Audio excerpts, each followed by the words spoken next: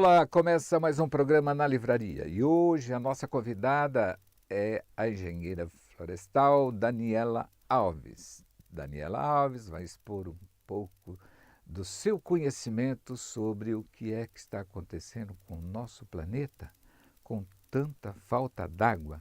A cidade de São Paulo já pede socorro e isso já estende para algumas cidades do interior.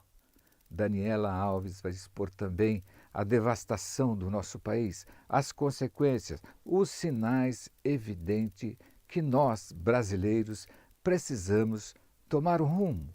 Nós precisamos mudar de hábitos, porque nós precisamos da água. A água é finita. E na sequência nós vamos conversar com o nosso sommelier, Luiz Fernandes Couto. Vai dar umas dicas sobre esse precioso líquido, a delícia do vinho, o encanto das uvas, de onde vem, como faz esse precioso líquido, o vinho. E, para finalizar, como sempre, vou comentar sobre 2 livros. Um é um clássico, Clarice Lispector. E vou comentar também sobre outra prata da casa. Eu vou falar do advogado Celso Cesário Mota.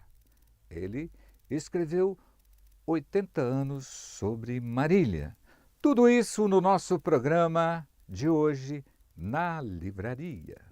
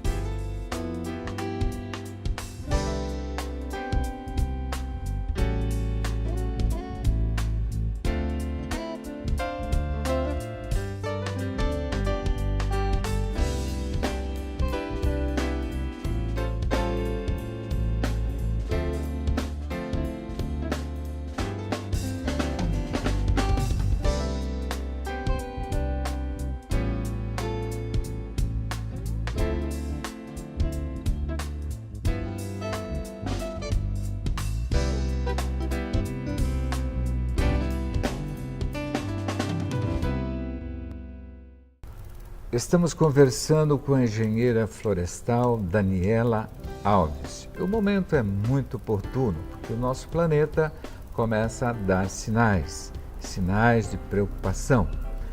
Seja bem-vindo ao nosso programa na Livraria, Daniela.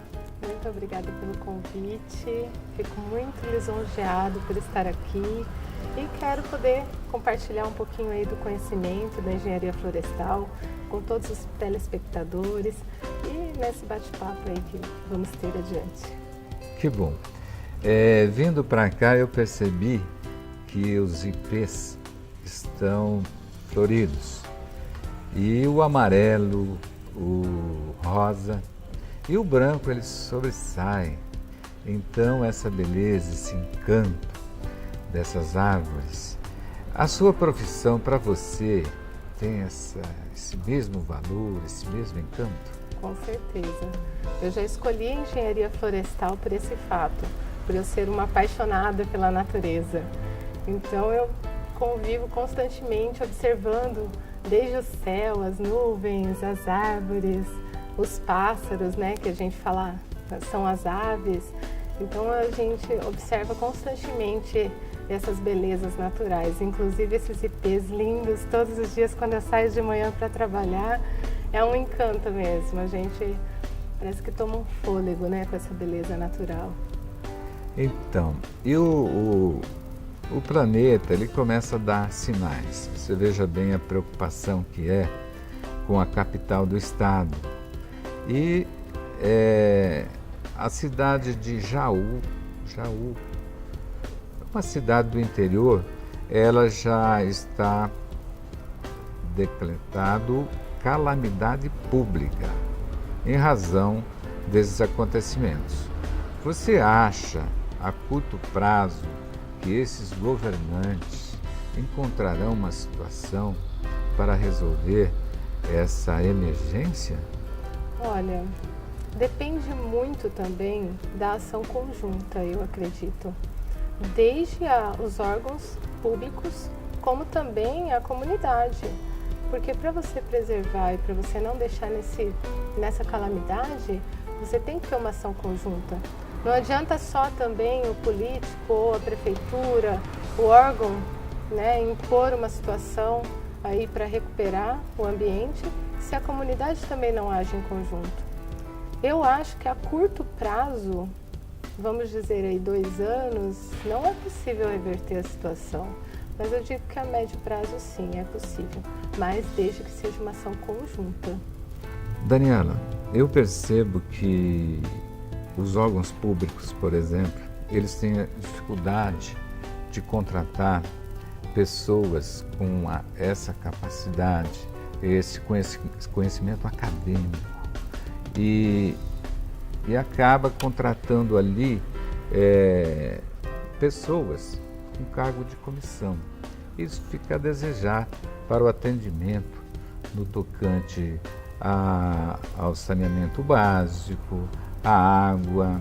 A universidade, ela tem tido muito acesso a esses conhecimentos e esses alunos, esses formandos que saem da universidade, eles saem preparados para resolver a situação atual do nosso meio ambiente? Olha, eu vou responder da seguinte forma, que quem faz a faculdade é o aluno. Tem sim profissionais capacitados que saem da faculdade, que já conseguem resolver muitos problemas. E realmente hoje o órgão público, ele tem esses cargos comissionados que nem sempre é a pessoa apropriada para executar a tal função. Então acredito que muitos profissionais da minha área procuraram secretarias de meio ambiente para estagiar, conseguiram executar com sucesso, implantar novas ações e ajudar a prefeitura e os órgãos públicos. Mas eu digo o seguinte, que depende muito da política. Então, de procurar profissionais capacitados mesmo para resolver a situação, porque o cargo comissionado muitas vezes deixa a desejar e a pessoa não consegue executar bem o trabalho. Porque precisa, né? Tudo que é relacionado ao recurso hídrico, ao meio ambiente, precisa de um conhecimento maior. Explica para os nossos telespectadores como que funciona, qual é a função verdadeira da árvore. Bem, nossa, tem tantas funções. Quando nós temos, né, na faculdade de Engenharia Florestal, nos fornece aí um conhecimento mais amplo sobre a função da árvore. A árvore, ela é desde o clima, que ela, né, refresca o ambiente. Inclusive fizeram uma pesquisa científica dizendo que a árvore, se você tiver 5 árvores em um ambiente, é como se você estivesse num espaço com ar-condicionado. Então ela refresca mesmo, dá um conforto térmico ao ambiente. E também a função dela para penetrar a água dentro do solo. Então a água da chuva ela cai na árvore, fica aquela água reservada nas suas folhas e as folhas vão gotejando, vão caindo, né, bem devagarinho até chegar ao solo e penetrar para preencher o lençol freático. Nos dá sombra, nos dá beleza. Então a função da árvore aí são inúmeras funções. E é impressionante quando começa a chover e você está perto de uma árvore, você observa que existe ali uma distribuição diferenciada do que a chuva quando cai no solo e vira uma enxurrada. Esses pingos criam uma espécie de fendas e isso já é o processo, por exemplo, de infiltração para procurar o aquífero. Seria essa a linha de pensamento? Sim, também. Porque a função da floresta em si, eu vou falar da floresta, nós chamamos o termo técnico evapotranspiração. Através desse processo que ocorre toda a reserva dessa água para preencher os lençóis freáticos. Por quê? Se não tiver água, o que acontece? A água da chuva ela cai direto ao solo e já escoa rapidamente em direção ao rio, porque é por declive. Então não dá tempo de penetrar as gotículas de água dentro do solo. Então não tem a sua função. Então a árvore em si ela é muito importante para preencher, para ajudar a ser uma grande auxiliadora no preenchimento, né, dos reservatórios aí, lençóis freáticos. Mas, por exemplo, na cidade, existem cidades que têm muitas árvores. Sim. Marília é uma cidade que não tem tantas árvores. A função dessa árvore, por exemplo, numa calçada? A função da árvore, ela fornece alimento para as aves existentes que migram para as cidades por não ter locais para elas morarem. Então, como a cidade ela vai indo em direção à floresta, vai tirando espaço desses animais e esses animais ficam nessas árvores. E o oxigênio, principalmente o oxigênio. Então ela consegue transformar todo o poluente, né, o dióxido de carbono, em oxigênio. Daniela, eu vivi uma fase da minha vida, na adolescência, que eu presenciei a devastação aqui na nossa região. Fazenda do Estado tinha aí 20 alqueires de mata virgem. E essa mata ela era completa em termos de faunas, o rio era conservado, os peixes que você conseguia pescar. As pessoas mais velhas da nossa cidade frequentou muito o rio Tibiriçá e era quase que um turismo o rio. E veio uma autorização do governo aonde foi devastado aí, vamos imaginar, 15 alqueires. E ali tinha árvores de dimensão extraordinária, o tamanho dessa árvore. Nós tínhamos ali árvores como a peroba, o cedro, o ipê, árvores centenárias, e tudo isso foi derrubado com as máquinas de esteira, né? E hoje você vai até esse lugar, está tudo abandonado.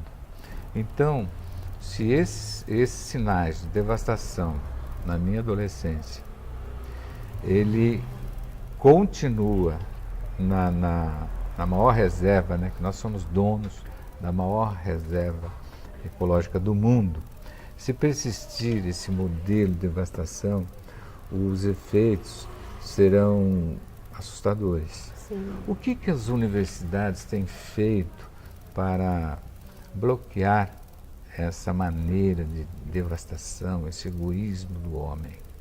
Sim. As universidades elas são grandes aliadas para nos contemplar aí com conhecimento. E ela faz o que hoje? Existem projetos científicos onde determina o grau de impacto ambiental no local devastado. Então ele coloca os estudantes no local e identifica qual foi o impacto negativo causado naquela área. Então levanta espécies, levanta as árvores que ficaram no local e compara com mapeamentos anteriores.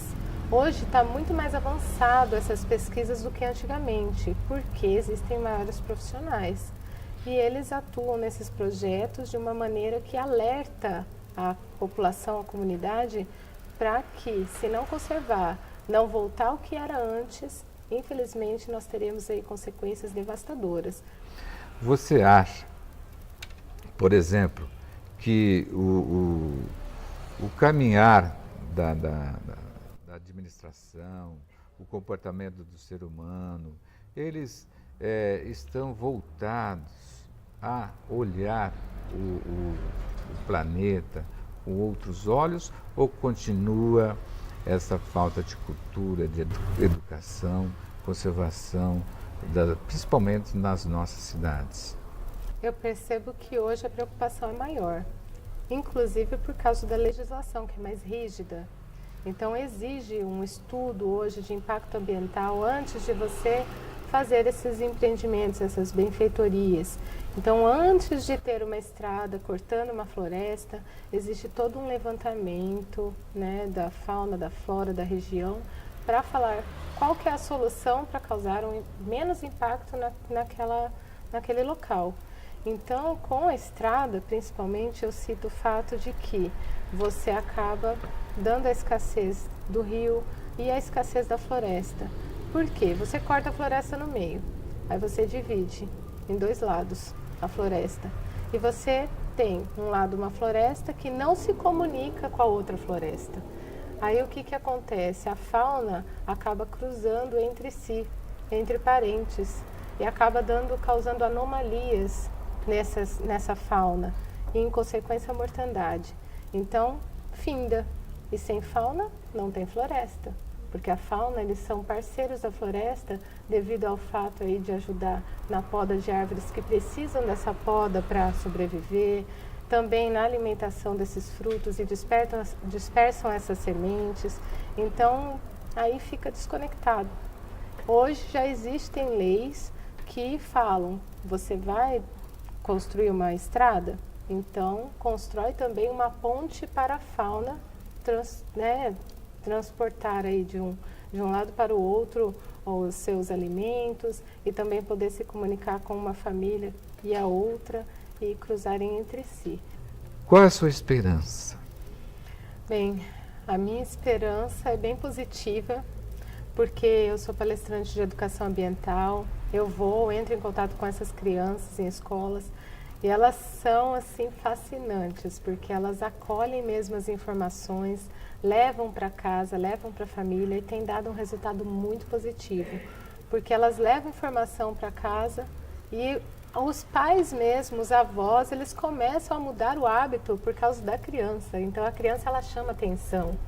Então o fato hoje que a gente diz da água, fecha a torneira para escovar os dentes. Poxa vida, você vai se ensaboar, fecha o chuveiro. Ô mãe, você fica aí, jogando água na calçada, varre antes. Então as informações que as crianças recebem na escola, elas levam para casa. E a minha esperança é bem positiva para o futuro, porque eu acredito que tem muitos profissionais competentes e essa futura geração ela está mais consciente. Por exemplo, eu percebo que existe hoje a plantação de eucalipto, já virou uma cultura, Sim. né? E essa árvore, o eucalipto, substitui as árvores nativas? Não, de maneira alguma, porque o eucalipto, quando tem um plantio de eucalipto, nós falamos que é a monocultura, é uma espécie só.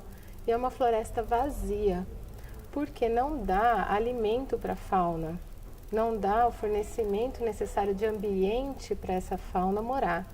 Então nós falamos que a monocultura realmente é um problema porque é uma floresta vazia. Ela não substitui de maneira alguma a floresta nativa. A floresta nativa ela tem a biodiversidade, então ela tem desde a formiguinha, todos os insetos, locais para as borboletas botarem os seus ovinhos. Então assim, não substitui em hipótese alguma a floresta nativa, é uma monocultura.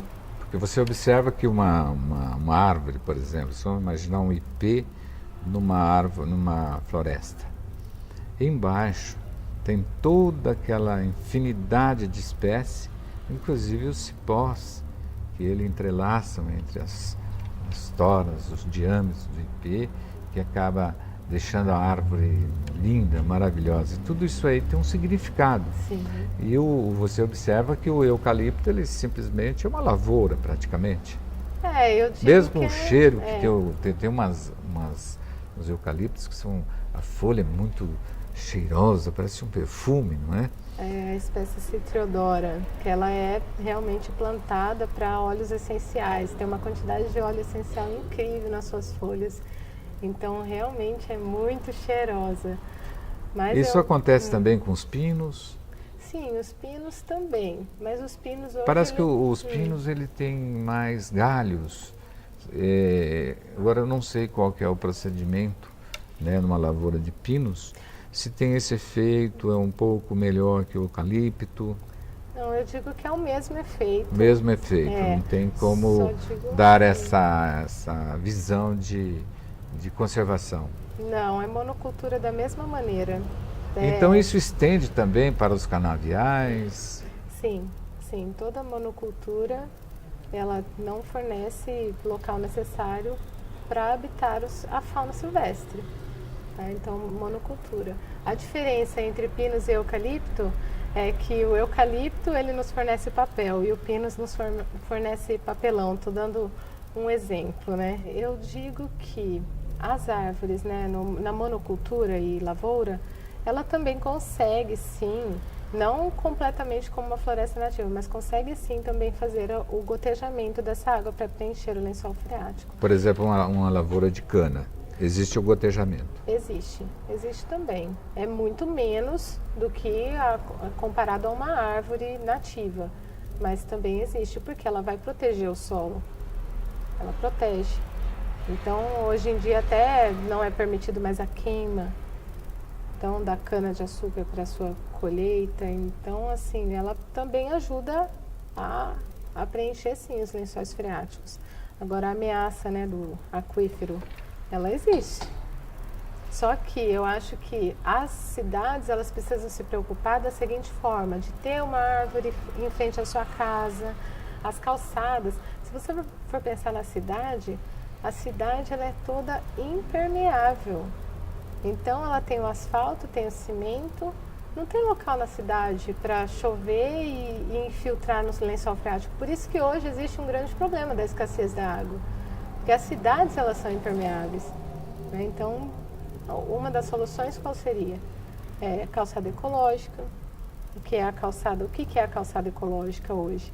É você ter uma árvore na frente da sua residência e aqueles pisos que são permeáveis, que tem poros, que pode penetrar a água, que ela é bem devagar, então ela consegue chegar no lençol freático, e a presença de grama, porque se tiver só o solo também não resolve, a água bate e vai direto embora.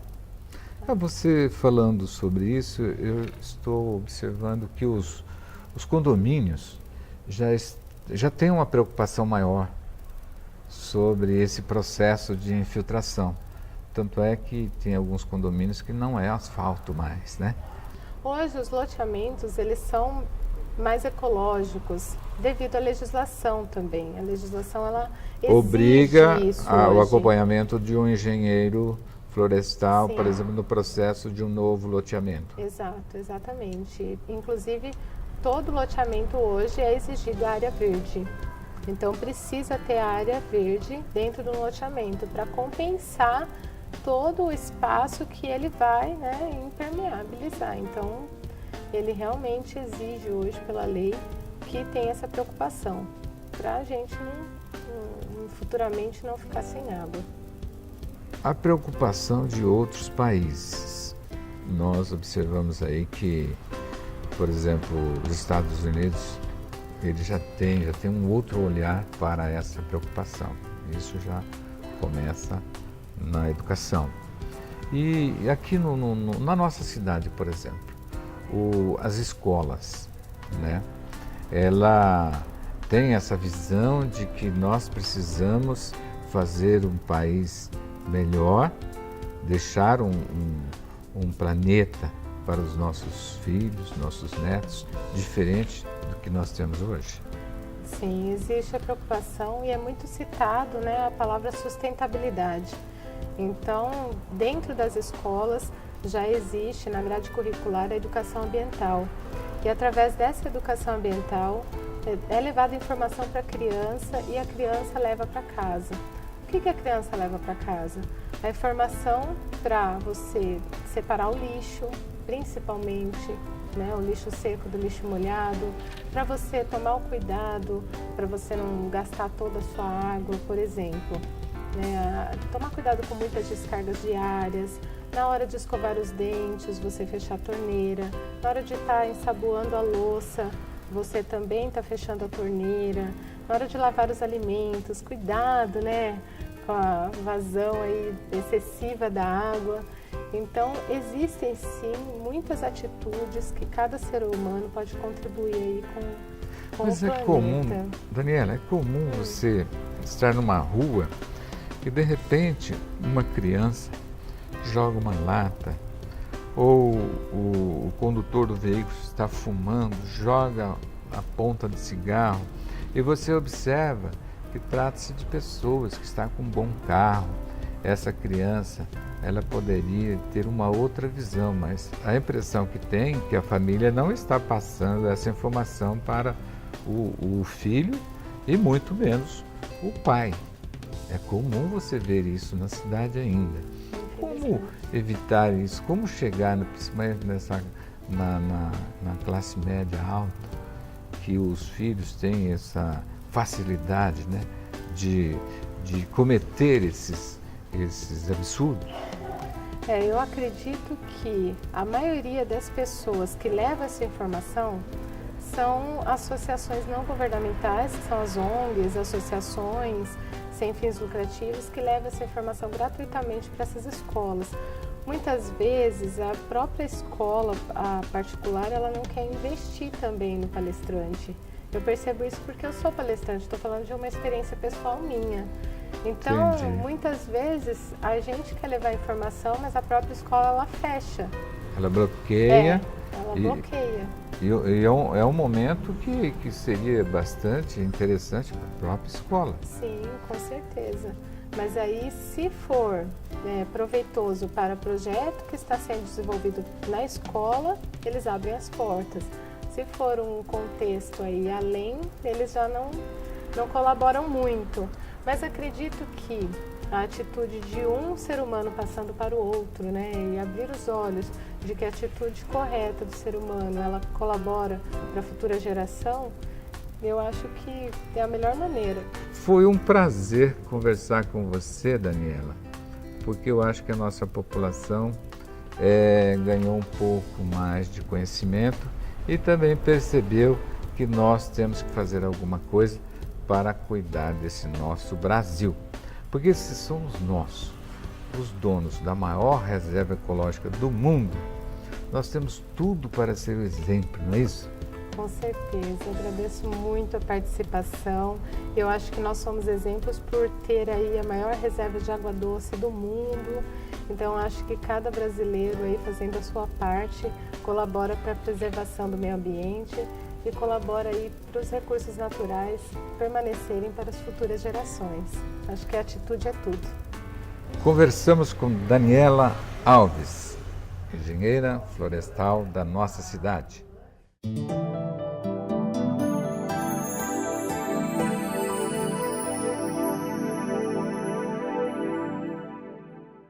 Olá, quem vos fala é o sommelier Luiz Escolto. Estou aqui para dar algumas dicas do mundo do vinho. Quero te apresentar hoje um equipamento que o sommelier normalmente utiliza quando o objetivo é oxigenar o vinho. Essa prática varia de ambiente para ambiente, muito utilizada em alguns ambientes, em algumas vinícolas, né? O vinho, então, especialmente o vinho tinto, é mais utilizado para esse procedimento. Ele é colocado, então, aqui por essa abertura e ele fica numa temperatura adequada por algum tempo e depois, em seguida, passa-se a fazer o serviço de distribuir esse vinho decantado nas taças. Basicamente, o objetivo é fazer com que haja uma explosão dos aromas, uma abertura do paladar com a presença desses aromas. Também se pode fazer boas caracterizações de possíveis componentes neste vinho agora, porque ele está sendo oxigenado, né? Ele é delicioso, poderá ficar assim um momento muito agradável e vai garantir que o vinho pode ser servido de um modo refrescante. Esse é o decanter. Você pode utilizá-lo com tranquilidade, que ele vai te trazer este prazer. Bem, para hoje, o que eu tinha a dizer sobre decanter é isso. Obrigado e até o próximo encontro.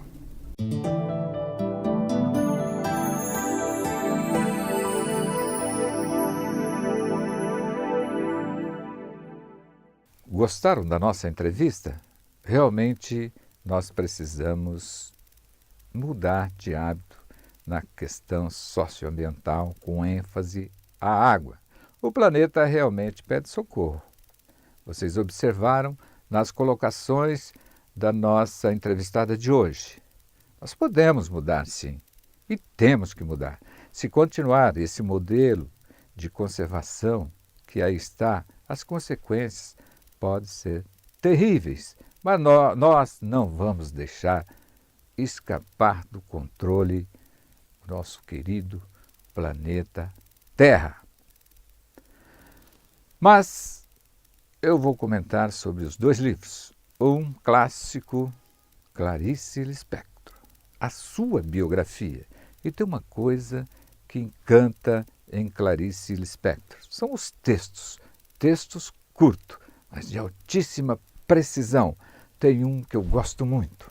Se uma pessoa fizesse só o que entende, jamais avançaria um passo sequer. Clarice Lispector. Essa é a biografia encantadora dessa escritora que fez história no mundo. Clarice Lispector. Uma biografia que vale a pena ter na sua biblioteca. Clarice Lispector. E é um prazer falar de Celso Cesário Mota, um renomado advogado da nossa cidade. E ele escreveu vários livros. E o destaque aqui para Marília, 80 anos de progresso. E aqui tem fotos que remetem à minha infância. Eu fui criado na Vila São Miguel. E aqui tem umas fotos da Indústria Zilo, do Matarazzo, que todo aquele movimento, as crianças gostavam de ver aquele movimento, aqueles caminhões, aquelas pessoas todas ali movimentando o progresso da nossa cidade. É um livro que vale a pena ter também na sua biblioteca, porque é a história da nossa cidade. Celso Cesário Mota, escritor e poeta. Termina aqui mais um programa na livraria. Convido você para o nosso próximo programa. Agradeço imensamente a sua audiência. Até a próxima semana com mais um programa na livraria. Já cantei no mato, na beira de um riacho, bem juntinho dela. Já cantei na rua, olhando pra lua, agarradinho com ela. Já cantei na praça, já cantei de graça, a pedido dela. Fui cantar no estrangeiro pra ganhar dinheiro, mas eu fui sem ela. Não pude aguentar